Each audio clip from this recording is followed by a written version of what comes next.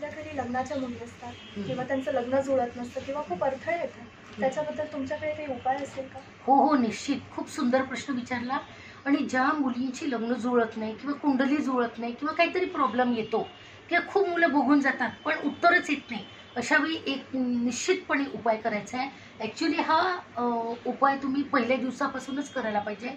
नवरात्रीमध्ये काय करायचं, एक मौली घ्यायची, लाल रंगाचा धागा, त्याला 9 नॉट्स गाठी बांधा आणि 10वी गाठ ही देवीला जेव्हा आपण चढवू कळसावर किंवा नारळावर तेव्हा एक गाठ बांधायची आणि स्वयंवर स्वयंवर स्वयंवर हे 108दा तुम्ही चॅन्ट करा. 108 वेळा हा मंत्र म्हणा, म्हणजे तुमची मनोकामना पूर्ण होईल. आणि इंटेन्शन सेट करा, जसा पती पाहिजे आपल्या मुलीला. फॉर एक्झाम्पल, आता माझ्या मुलीचं लग्न पुढल्या वर्षी मला करायचं आहे, तर मी इंटेन्शन देईल की माझ्या मुलीचं लग्न पुढल्या वर्षी खूप चांगल्या प्रकारे आई जगदंबे होऊ दे, तिला तिच्या योग्यतेनुसार मुलगा मिळू दे. आणि घर कसं पाहिजे ते पण सेट करा. खूप हायफाय पाहिजे, कसा पाहिजे, आपल्या पद्धतीप्रमाणे तुम्ही इंटेन्शन सेट करा.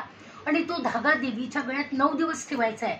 पण आता काहींकडे घट नसेल तर त्यांनी काय करायचं, या 9 दिवसात त्यांनी फोटो घ्यायचा आहे आणि हा उपाय कुठल्या पण धर्मातले लोक करू शकतात.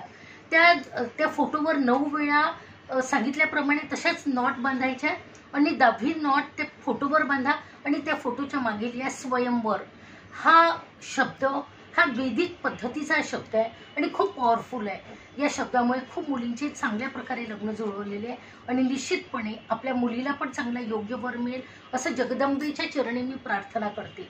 जगदंब जगदंब.